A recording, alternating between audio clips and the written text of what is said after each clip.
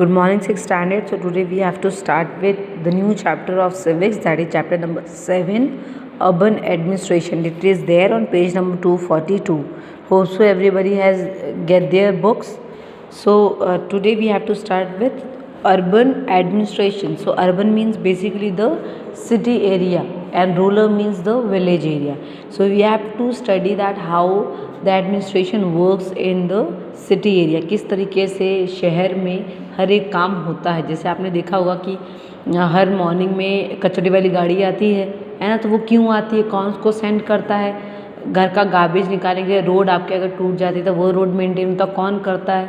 तो ये सारी चीज़ें we are going to study in the chapter of civics, that is urban administration. Okay, so generally the towns in urban areas, they are classified in different categories, like it depends on the population of that area. ना अगर जिस area में population ज़्यादा है, हमने क्या किया, उसको डिवाइड कर दिया है इन डिफरेंट सेक्शंस. हर एक जगह में, हर एक एरिया में एक जैसी पॉपुलेशन नहीं होती. यू ऑल्सो नो दैट हर एक एरिया में पॉपुलेशन डिफर करती है. सो हमने एक ऑब्वियसली अगर मैं एक एग्जांपल लूँ स्कूल का, है ना, तो स्कूल में बहुत सारे बच्चे आते हैं. तो अब सारे बच्चों को हम एक साथ तो पढ़ा नहीं सकते. तो what father has done, he has distributed the class, like he has made sections. Ninth की एक सेक्शन, सिक्स्थ की एक section, so that we can just put afford on each and every child of the class.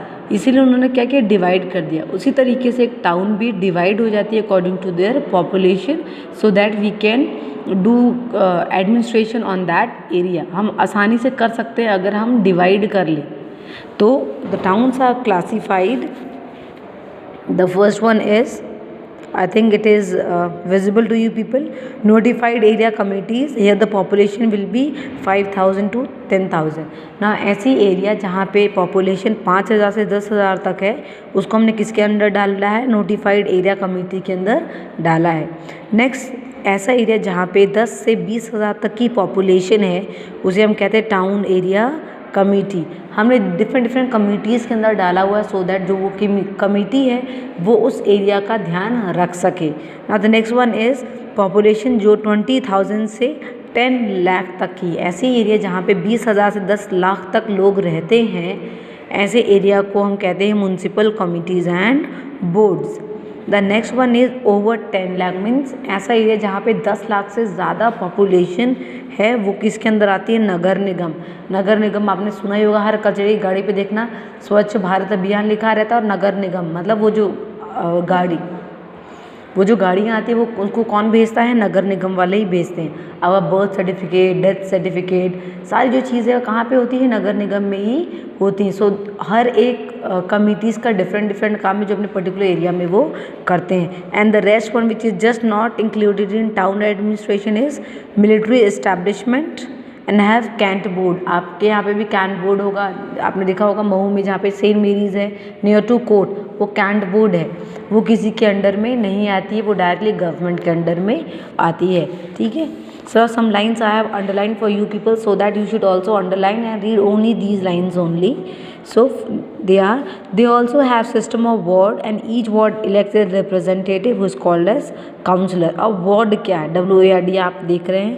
This means area where more than 500 people are staying. एक ऐसी जगह जहाँ पे 500 से ज़्यादा लोग रहते हैं, उसे हम क्या करते हैं, एक वार्ड नाम दे देते हैं. मतलब एक एरिया जहाँ पे से 500 से ज़्यादा लोग ही रहते हैं, उससे कम नहीं रहते, है ना. तो ऐसी वार्ड में एक रिप्रेजेंटेटिव इलेक्ट होता है जो अपने एरियाज़ के बारे में बताएगा. फॉर एग्जांपल अगर मैं महू की बात करूं तो महू में बहुत सारी एरियाज़ हैं. जैसे आप धारना का ले लो, धारना का एक अलग है, शांति नगर अलग है, महू गांव अलग है. तो these are different areas where more than 500 people are staying, और वहाँ का एक रिप्रेजेंटेटिव इलेक्ट होता है जिसे हम कहते हैं काउंसलर. ठीक है.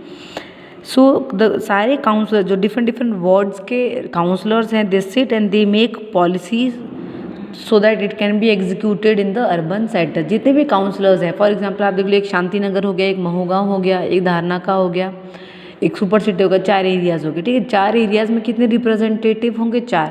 तो ये चारों बैठेंगे और सोचेंगे कि हमको अपने एरिया में किस तरीके से डेवलपमेंट करना है. ठीक है. So now the next heading in municipal corporation. Municipal corporation की डेफिनेशन क्या है? ये है local self governance in cities. Local means हर एक एरिया का अलग होता है, इट्स नॉट कि सबको सरकार चला रही है। So that is what is local self governance in cities. शहरों में जिस तरीके से हम गवर्न करते हैं, लोगों को बताते हैं कि हमें ये चीज़ें करना है, ये नहीं करना है, लॉ एंड ऑर्डर जो है चीज़, वो कहलाती है म्युनिसिपल कॉरपोरेशन। हर एक वार्ड के अलग अलग इलेक्ट होते हैं, उसे हम कहते हैं alderman. So the nominated members of the corporation, जो भी इलेक्ट होते हैं म्युनिसिपल कॉरपोरेशन के जो मेंबर्स इलेक्ट होते हैं उसे हम कहते हैं एल्डरमैन। और जो काउंसलर है, काउंसलर कौन होता है? जैसे समझा था, हर एक वार्ड का एक रिप्रेजेंटेटिव, मतलब 6A का एक मॉनिटर, 6B का एक मॉनिटर और 6C का एक मॉनिटर, ये क्या होंगे? काउंसलर्स होंगे, ठीक है। और जो काउंसलर्स होते हैं मीन्स जितनी तीनों क्लास के जो मॉनिटर्स वो किसको इलेक्ट करेंगे? मेयर को इलेक्ट करेंगे। मतलब इन तीनों में जो बेस्ट होगा वो एक क्या कहलाएगा? Mayor. So the councillor elect a mayor and a deputy mayor. The mayor presides over the meetings of the corporation. जो मेयर है, जो हेड है, वो डिसाइड करता है कि हम कब सारे काउंसलर्स को बुलाएंगे और हम मीटिंग अटेंड करवाएंगे। जो जैसे आपके फॉर एग्जांपल जो एक हेड है मॉनिटर, वो सारे मॉनिटर्स को बुलाएगा और बोलेगा कि हाँ भाई तुम्हारी क्लास में क्या प्रॉब्लम है, तुम्हारी क्लास में क्या प्रॉब्लम है। तो इसी तरीके से जो मेयर है, जो हेड है सबसे ऊपर, वो सारे काउंसलर से पहले तो मीटिंग बैठाता है, फिर मीटिंग में क्या क्या चीज़ें डिस्कस करनी है वो भी पॉइंट आउट करता है। अगर मेयर नहीं है तो उसकी जगह पे सारे जो फैसले वो कौन लेता है? डिप्टी मेयर लेते हैं, जो कि किसके द्वारा इलेक्ट किए गए होते हैं? सरकार के द्वारा। So deputy mayor is elected by the government and mayor is elected by the councillors. So the basic functions of municipal commissioner is, municipal commissioner के क्या क्या इंपॉर्टेंट काम है? It is first one is conduct election for the municipalities और the municipal corporation. पहला क्या है? Elections करवाना, ताकि हर दिन, मतलब ये टेन्योर होता है 5 साल का, हर 5 साल में नया मेयर इलेक्ट होता है। जो ऑब्वियसली हम एक ही मेयर को बार बार देखेंगे तो वो भी क्या होगा? वो भी ये सेम ही चीज़ें करेगा। अगर हम नए इंसान को खड़ा करेंगे तो उसकी भी काम करने का तरीका कुछ डिफरेंट होता है। So that is why elections होना ज़रूरी है। सो इलेक्शंस होते हैं। सेकंड, जो काउंसलर्स होते हैं हर एक 5 साल बाद चेंज होते हैं। काउंसलर जो कौन होते हैं? मॉनिटर्स, वो हर एक 5 साल बाद चेंज होते हैं।